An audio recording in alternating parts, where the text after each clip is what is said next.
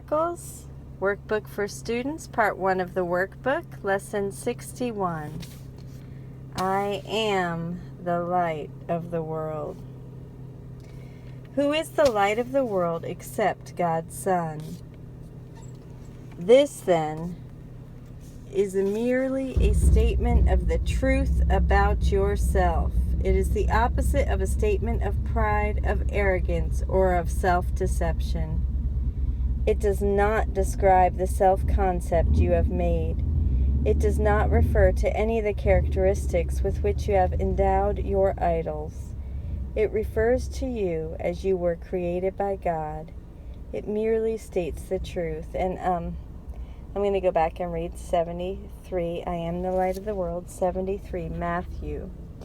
You are the light of the world. A city set on a hill cannot be hid.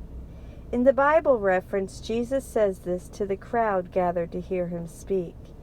Here in the course, he has us proclaim it to ourselves. And then 74, who is the light of the world except God's Son? John 8:12. Again, Jesus spoke to them, saying, I am the light of the world. He who follows me will not walk in darkness, but will have the light of life. Traditionally, Jesus is God's Son, who is the light of the world. In this course line, all of us are God's Son. And I believe we didn't hit 75 yet. Okay. To the ego, the idea for today is the epitome of self-glorification, but the ego does not understand humility, mistaking it for self-debasement. Humility consists in accepting your role in salvation and in taking no other. It is not humility to insist that you cannot be the light of the world if that is the function God assigned to you. It is only arrogance that asserts this function cannot be for you, and arrogance is always of the ego. True humility requires that you accept today's idea because it is the voice for God Himself, which tells you it is true. This is a beginning step in accepting your real function on earth. It is a giant stride in taking your rightful place in salvation. 75. This lesson is the first of the workbook's giant strides. The other lessons identified as giant strides are 66, 94, 127, 130, 135, and 194, all of which we're not at yet.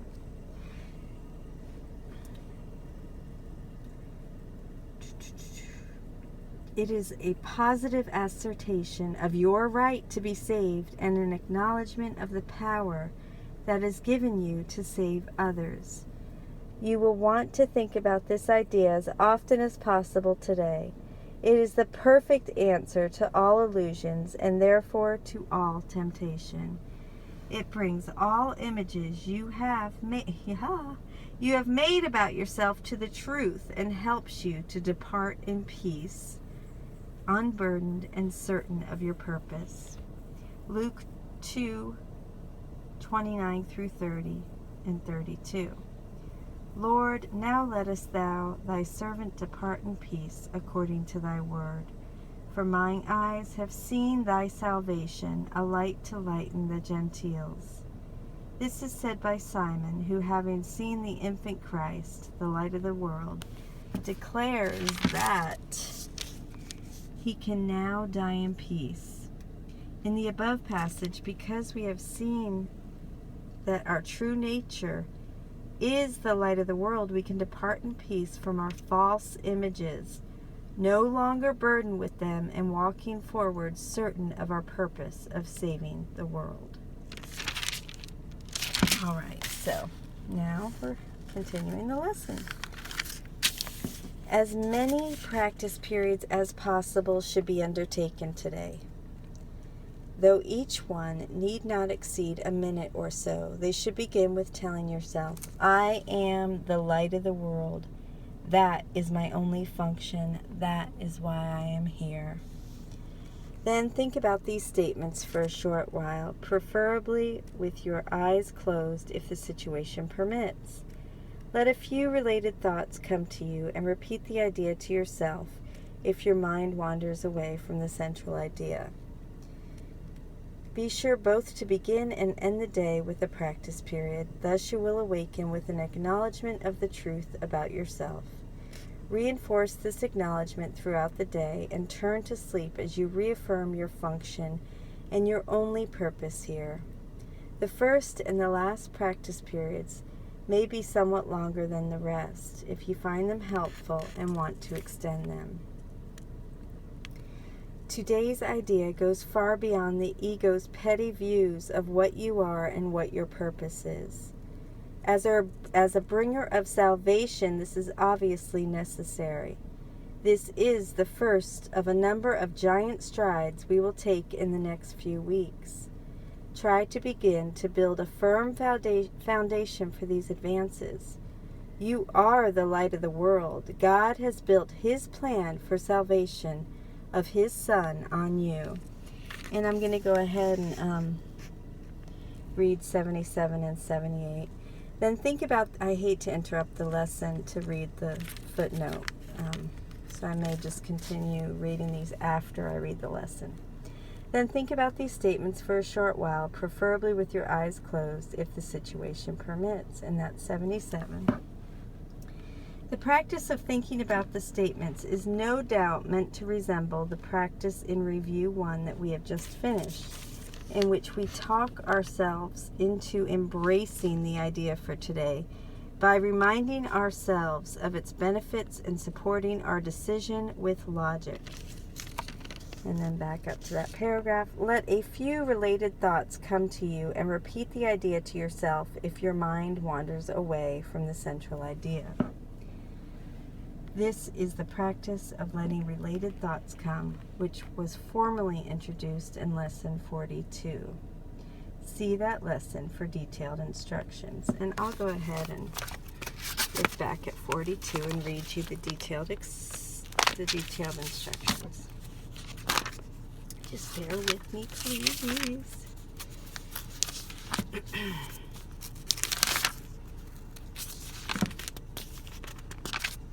Of course, it's stuck together.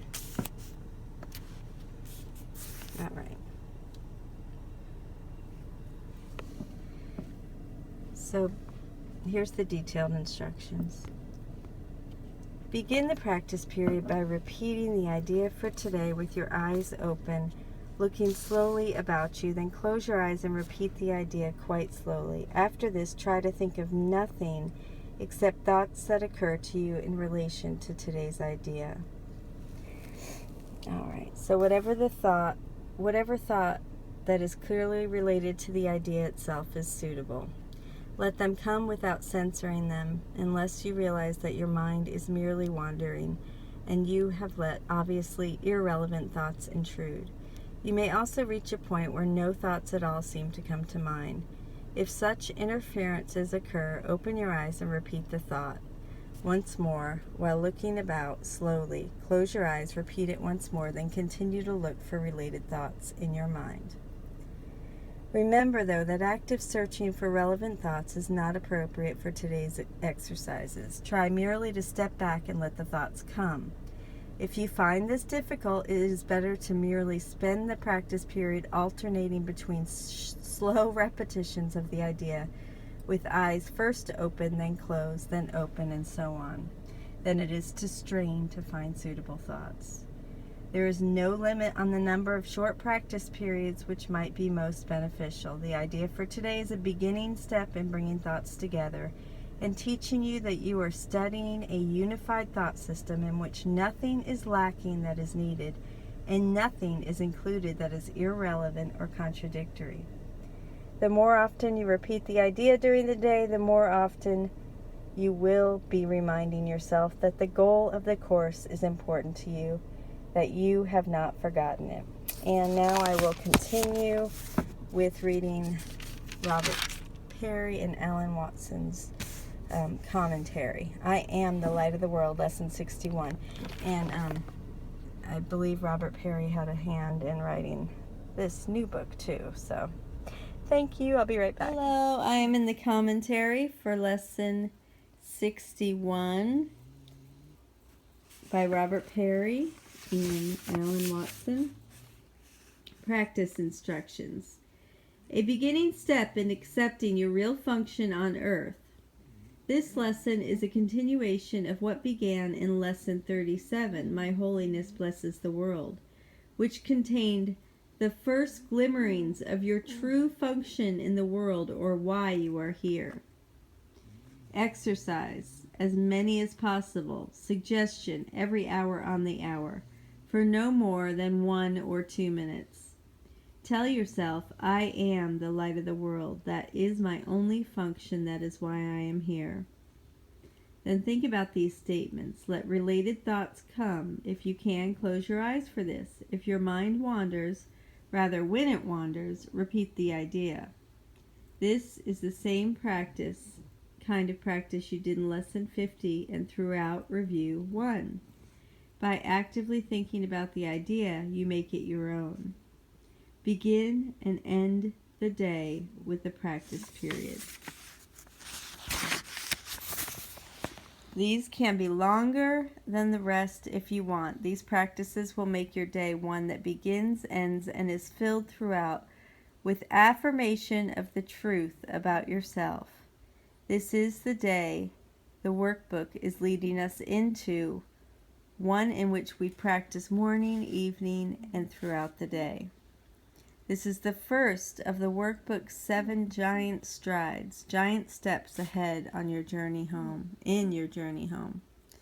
Try to make today exactly that. Use it to build a firm foundation for the giant strides to come.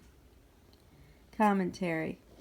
Probably most days, if you're like me, you don't feel like the light of the world. Some days I feel more like the last dying ember in the fireplace. But this lesson isn't talking about how I feel. It is talking about what I am in truth. It does not refer to any of the characteristics with which you have endowed yourself. It refers to you as you were created by God. It isn't about who I think I am. It is about my original design specs, straight from the hand of the Creator.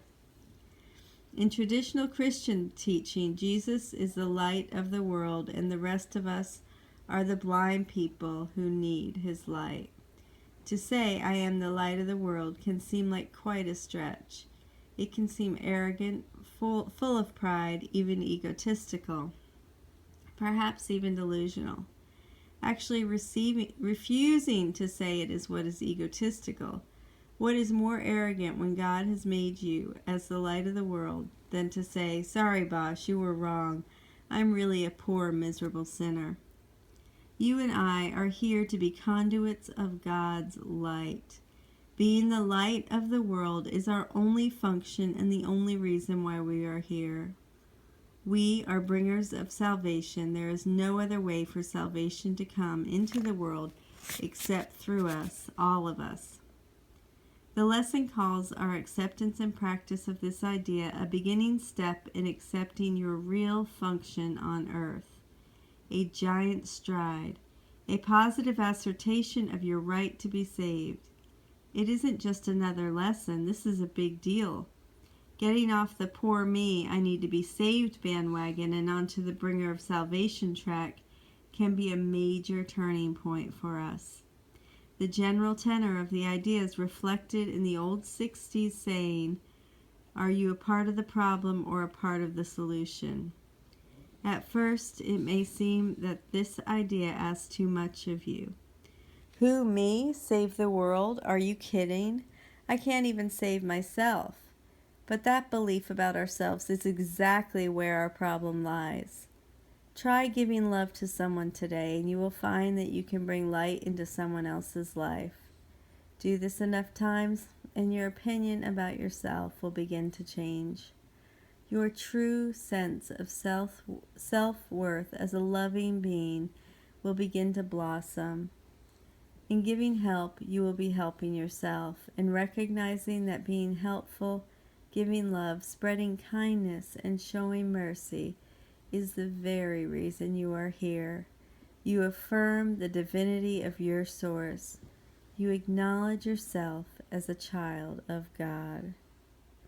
My feelings have nothing to do with who I am. That's something I wrote there several years ago.